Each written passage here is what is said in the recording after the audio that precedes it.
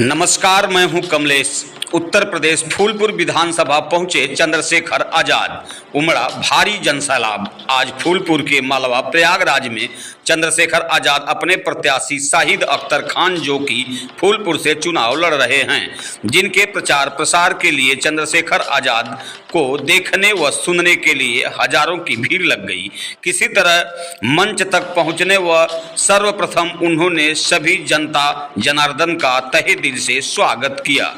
अभिनंदन करते हुए उन्होंने बताया कि अगर हम जब भी सत्ते में आएंगे, सबसे पहले सभी कैटेगरी लोगों के लिए एक शिक्षा समान कानून लागू करेंगे, जिसमें सभी नेताओं के बच्चे व गरीबों के सभी एक साथ में पढ़ेंगे। तभी गरीबों का दर्द नेता समझेंगे, तभी देश आगे बढ़ेगा। वहीं शेखर आजाद ने यह भी कहा कि आज कटेंगे बटेंगे का नारा वो लोग लगा रहे हैं जो खुद जनता के चुनाव परिणाम से डर गए हैं।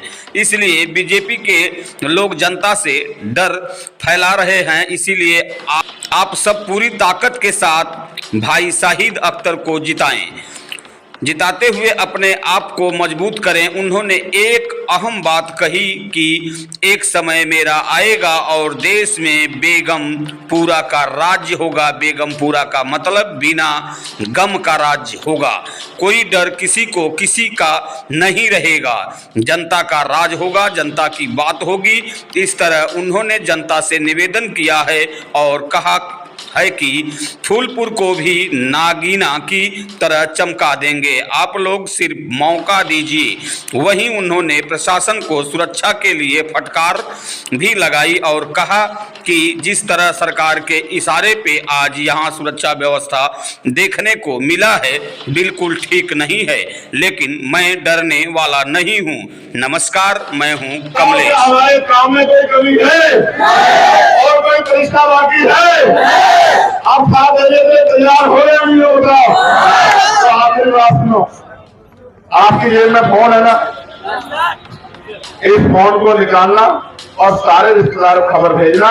जो भी फूलपुर विधानसभा में रहता है उसको ये संदेश दे देना कि एक एक वोट भाई शाहिद को जाना चाहिए, केजरी का बटन दबना चाहिए और अपना वोटिंग परसेंटेज भी ज्यादा रखना। और एक हमारे यहाँ हरियाणवी में कहावत है, सुनाओ, मैं जोर से कहोगे तो सुनाओ। हरियाणवी में कहावत है कि हर साला अपने साले को फोन करना। साले का रिश्ता बड़ा सम्मान का होता है नहीं होता है? वो कहते हैं कि साले धुलाई एक तरफ और जोरू का भाई एक तरफ, ऐसे नहीं कहते? तो हर साला अपने साले को फोन करना और वो साला भी अपने साले को फोन करना। और जब सब सालों को फोन कर देंगे तो कोई साला नहीं बचेगा। जहां तक ये बात रही जाएगी कि केजरी को वोट करना। मैं आपसे कितना बच्चा सरकार स्कूल में गरीब का अमीर का, मजदूरों का नागरिकों का, पैसे वालों का या नकद करने वालों का, आप लोगों का जब 27,000 स्कूल बंद होंगे तो किसका रास्ता बंद होगा? आप बताओ, अमीरों का या गरीबों का, मजदूरों का या नागरिकों का, संघर्ष करने वालों का या पूंजीपतियों का? आप महसूस करो, 27,000 देश में बाबा साहब अम्बेडकर ने कहा कि शिक्षित बनो, संगठित रहो, संघर्ष करो। जिन्होंने जिस देश में एक सरकार स्कूलों को सुधारने का काम करेंगे, जिससे गरीब को अच्छा बेहतर से बेहतर एजुकेशन देंगे, आगे बढ़ने का काम करें। ये सत्ता हथियार है, इसका भी मैं आपको एहसास कराऊंगा। लेकिन आप महसूस करो, मैंने कल ही पत्र लिखा था, 1,42,000 सरकारी नौकरियां अध्यापकों की है। आपके दलित पिछड़े वर्गों के बच्चों को उसमें लगभग 49% रिजर्वेशन मिलेगा।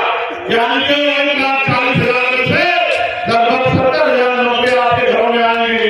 70,000 नौकरियां आपके घरों में आ जाए, इसलिए सरकार स्कूल बंद कर सकती है, लेकिन पढ़े लिखे नौजवानों को नौकरी नहीं दे सकती। दिल्ली की सरकार के नेतृत्व में उत्तर प्रदेश विकास की तरफ आगे बढ़ने की बात हो रही है। मैं आपको एहसास कराता हूं कि सत्ता क्या है। बिजली के दाम उत्तर प्रदेश में सबसे ज्यादा,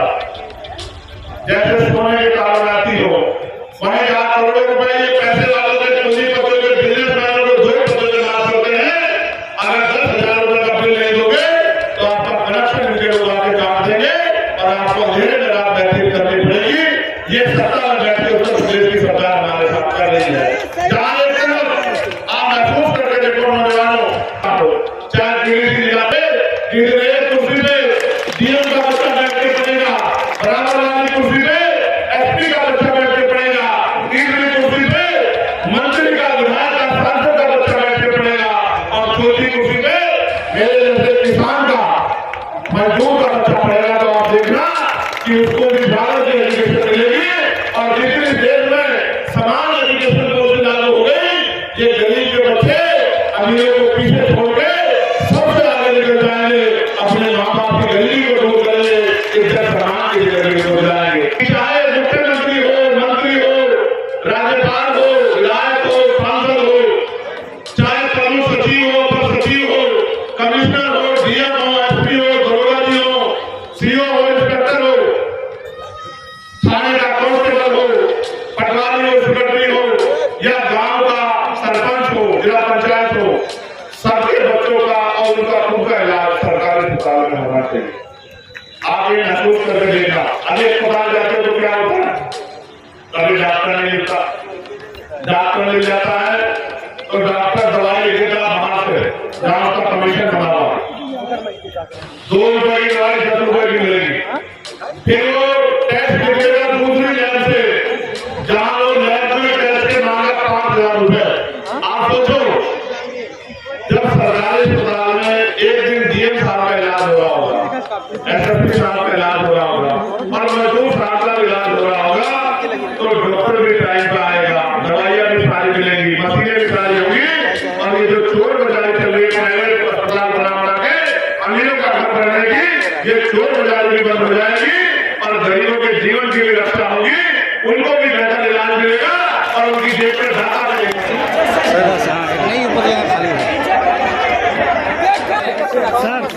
अरे हम लोग भी है भैया। जय मंगल, जय जवान, जय जवान, जय किसान। और यहाँ पे रख दीजिए, थोड़ा पीछे आप लोग रख दीजिए, वहाँ पे साइड दिया, रख दीजिए। फूलपुर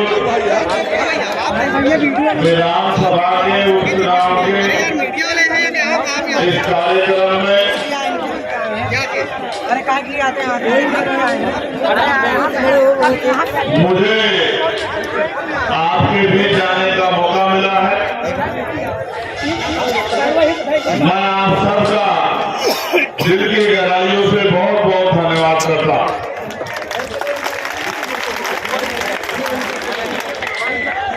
अपनी बात को शुरू करने से पहले मैं भारत में जन्मे सभी संतों, गुरुओं, महान पुरुषों को भी नमन करता। उनमें भी राजपिता ज्योतिबा फूले, छत्रपति साहू जी महाराज, ईवी पेरिया रामानंद स्वामी, प्रयाग ललित यादव, बाबू जगदेव प्रसाद कुशवाहा, जननायक कपूर ठाकुर, महाराणा रामसूर वर्मा, चौधरी महाराज श्री भारती, संतराम वीर प्रजापति, बाबू श्रीधर चौरसिया, संत गाडगे जी महाराज, नारायणा गुरु, माँ उषा देवी पासी, माँ छलकारी बाई, माँ फातिमा शेख, माँ फूलन देवी, मान्यवतिया वाल्मीकि और काशी राम साहब को और डॉक्टर फरीदी जी को नमन करता।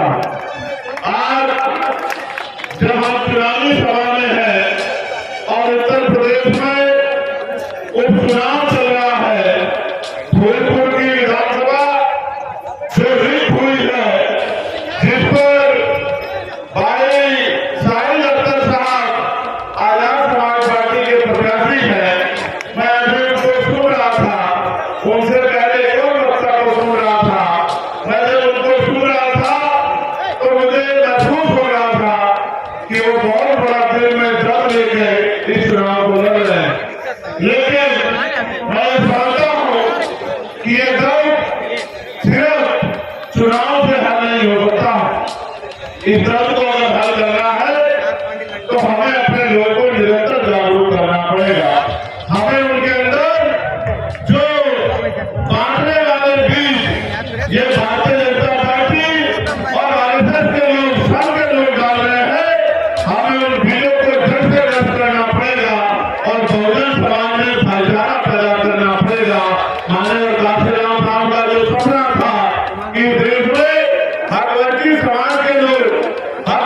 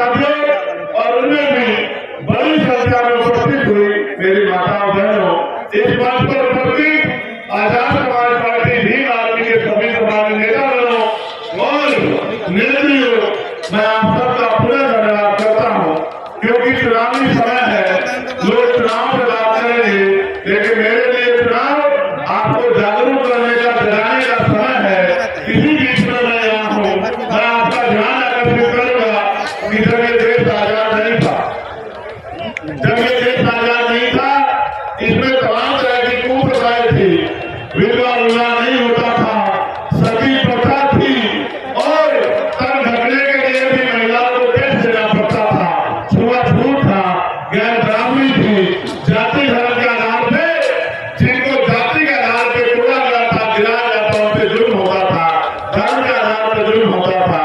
लंबे समय तक भारत में एक आदमी इतना अमीर है कि उस पर कितनी संपत्ति है उसको जानकारी भी नहीं है, और दूसरी तरफ लोग इतने अमीर है उनको खाने के लिए रोटी भी नहीं है। एक आदमी है जिसको हजारों बीघे जमीन है, और एक आदमी वो है जिसको रहने के लिए घर भी नहीं है। एक आदमी वो है जिसके यहाँ सैकड़ों लोगों का खाना रोज बनता है और बर्बाद होता है, और दूसरी तरफ हम लोग हैं जिनको खाने के लिए अच्छे खाने की व्यवस्था नहीं है, पीने के लिए साफ पानी की व्यवस्था नहीं है।